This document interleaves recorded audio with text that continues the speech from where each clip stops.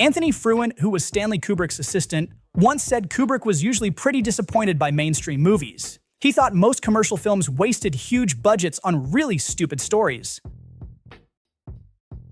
But still, if you look around online, you'll see tons of lists claiming Kubrick actually liked certain mainstream movies. So I decided to dig into it myself. And turns out, yeah, Kubrick really did have some favorite commercial films. Here's 20 of them, backed up by real quotes, straight from Kubrick himself.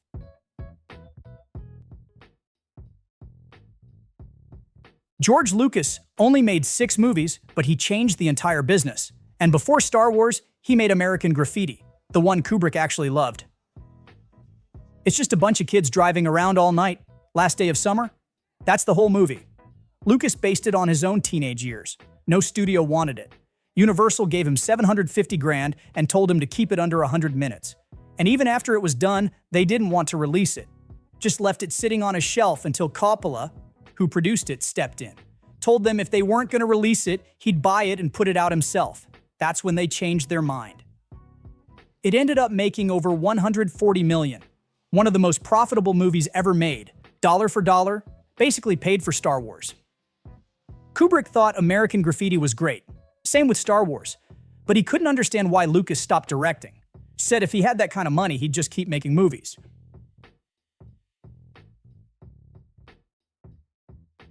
Here's one that might raise some eyebrows. Boogie Nights. But yeah, Kubrick liked it. A lot. Paul Thomas Anderson visited Kubrick during the Eyes Wide Shut shoot and later said Kubrick had not only seen the film, he was impressed by it. He liked that Anderson was a writer-director, thought more filmmakers should be doing both. Coming from Stanley Kubrick, that's no small compliment. Tarantino also went on record saying he preferred Boogie Nights over There Will Be Blood. And that's coming from a guy who usually leans toward maximalist blood and thunder epics.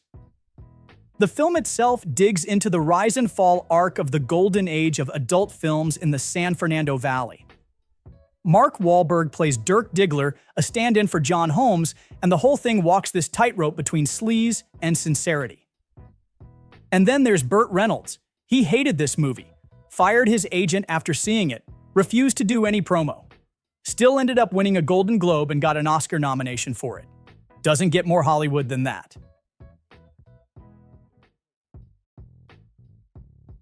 Walt Disney spent 20 years chasing down the rights to Mary Poppins. And author P.L. Travers said no over and over again. She hated Disney, hated animation, hated Hollywood, and she especially hated Walt. Eventually, she gave in, but only on the condition that she got final script approval. And Disney, being Disney, said sure and then did whatever he wanted anyway. Travers showed up to the premiere, saw the animated penguins, and cried. She never forgave Disney for what he did to her book. Kubrick, on the other hand, he was all right with it. I saw Mary Poppins 3 times because of my children, and I liked Julie Andrews so much that I enjoyed seeing it 3 times. I thought it was a charming film.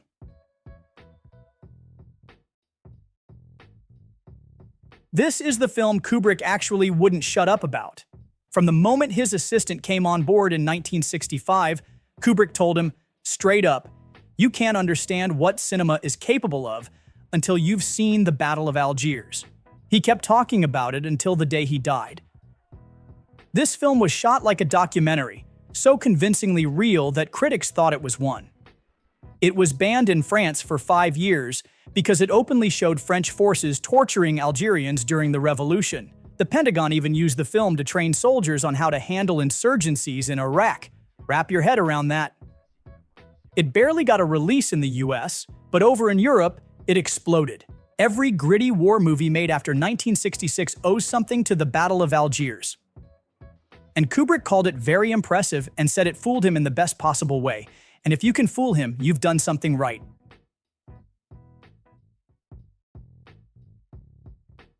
According to Frederick Raphael, he's the Oscar-winning screenwriter who co-wrote Eyes Wide Shut, Kubrick actually recommended this one to him. Apparently, he admired it very much. Thought it was slick. And look, it's easy to forget now, but this movie was not a guaranteed success. Miramax hated the structure. They tried to get Tarantino to rearrange the scenes into a normal, linear order. He said no. Travolta was a punchline back then, Bruce Willis was considered box office poison, and the studio barely marketed it. Critics dismissed it as stylized nonsense. Then it went and won the top prize at Cannes Film Festival. Made over $200 million on an $8 million budget. Revived careers. And also nearly killed independent cinema by launching the wave of cheap knockoffs that followed. Kubrick had a deep respect for this one. According to Christopher Freiling's Sergio Leone biography, Kubrick was so impressed with the way Leone used music in the film, he actually selected the music for Barry Lyndon before shooting even began, just to try and capture that same kind of fusion between image and sound. Personally called Leone for some advice on that. Once Upon a Time in the West was a hard sell when it came out. Leone had sworn off westerns, but Paramount lured him back with a big paycheck and full control. He used that control to cast Henry Fonda as a child-murdering villain, which was unthinkable at the time. The US cut butchered it. Critics didn't get it. It bombed. But in Europe, it was a smash. And now it's on every serious list of greatest westerns ever made. Leone never worked in Hollywood again after that.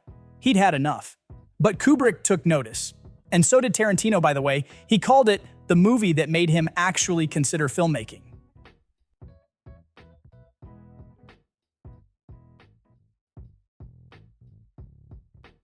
Albert Brooks's dark comedy about a guy who keeps breaking up and getting back together with his girlfriend.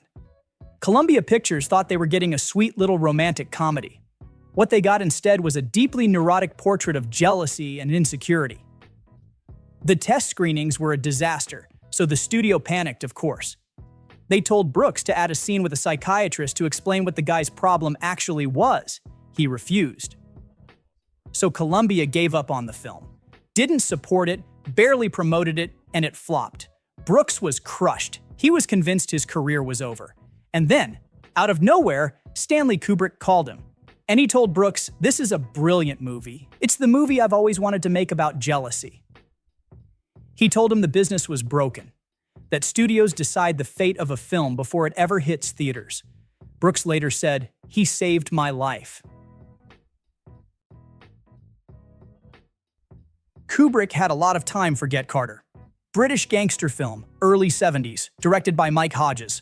This was his debut, and it made a serious impression. Michael Caine plays it absolutely cold in this one, a hitman coming back home to settle scores. British critics hated it when it came out. The Daily Mail even called it the nastiest film ever made. It made a little money, nothing crazy, but it didn't take long to become a cult classic. Tarantino later called it one of the meanest movies ever made. Kubrick agreed.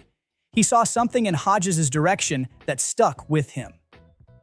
According to Kubrick's producer Mike Kaplan, Stanley once said, "Any actor who sees Get Carter will want to work with Hodges." That pretty much says it all.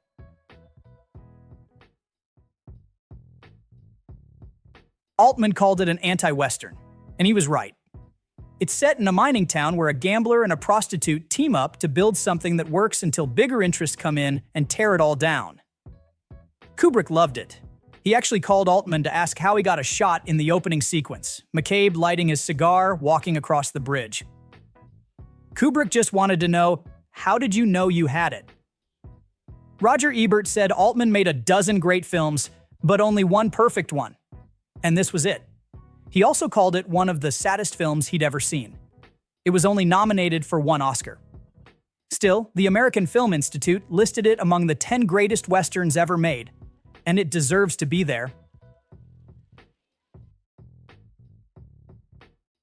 This one's not a horror movie in the traditional sense, but emotionally, it's devastating.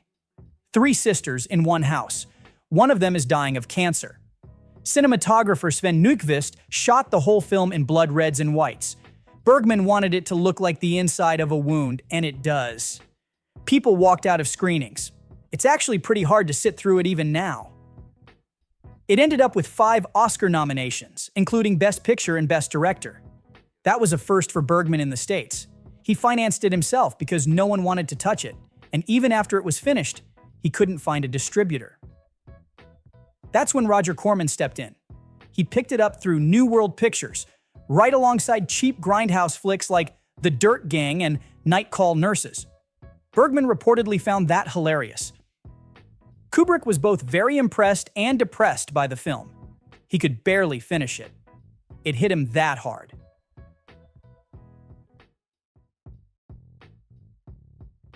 Kubrick worshipped Kurosawa. There wasn't another director he spoke about with that much admiration. According to his assistant, if Stanley had to pick just a few films to take with him to a desert island, Seven Samurai would be in the stack. But Seven Samurai wasn't just another samurai epic. Kurosawa nearly destroyed himself making it. The shoot was supposed to last 3 months. It dragged on for nearly a year. Budgets doubled. The studio panicked, but Kurosawa just kept going. Now it's one of the most influential films of all time. You can draw a straight line from Seven Samurai to Magnificent Seven, Star Wars, Mad Max Fury Road, even A Bug's Life. That's how deep its fingerprints go.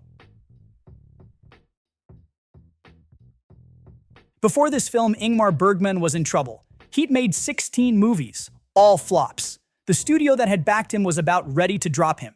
He was broke, bitter, and stuck writing a romantic comedy he didn't believe in.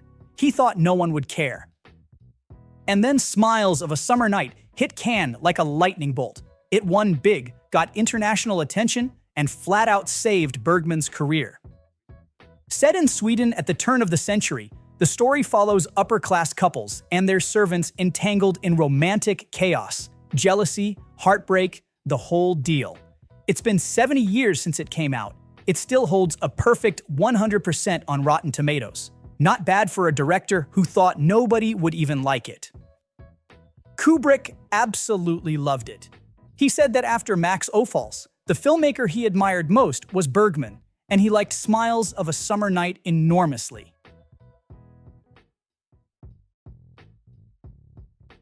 This one's about an aging gambler named Bob who's nearly broke. So, in true noir fashion, he plans one last big heist, robbing a casino with the cops already breathing down his neck. Simple setup, but the execution is something else.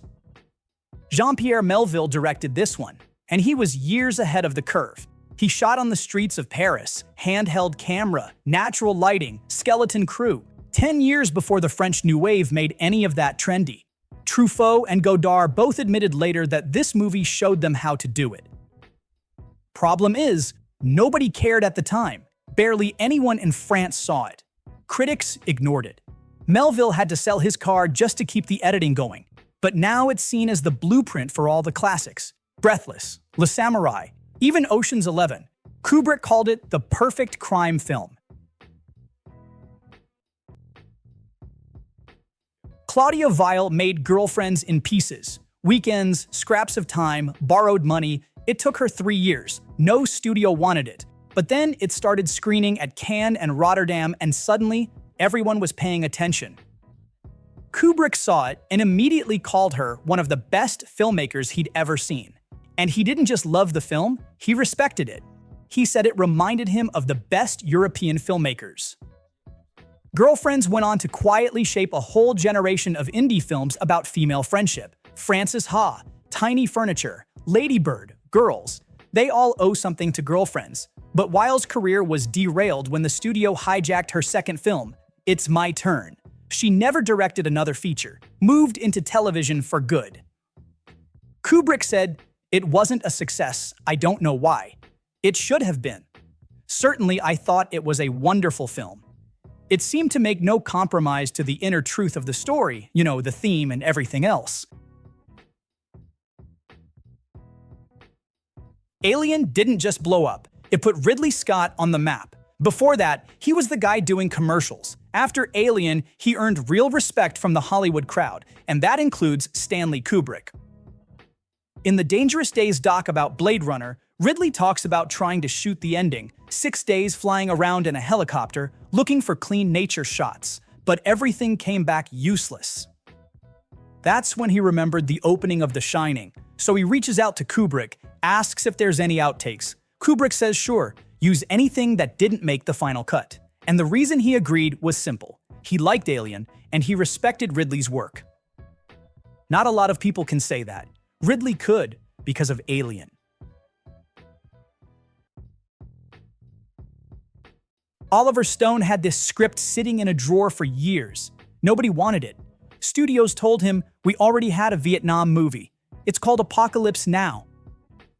But Platoon wasn't a fever dream. It was real.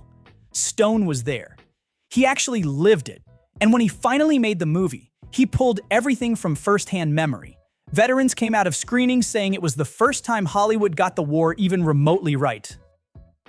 Kubrick didn't hand out compliments lightly, but he went on the record with this one.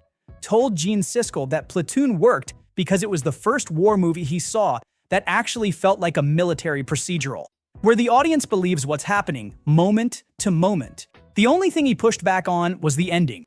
He said it felt a little too soft, a little too optimistic, but overall, he thought it was a damn good film.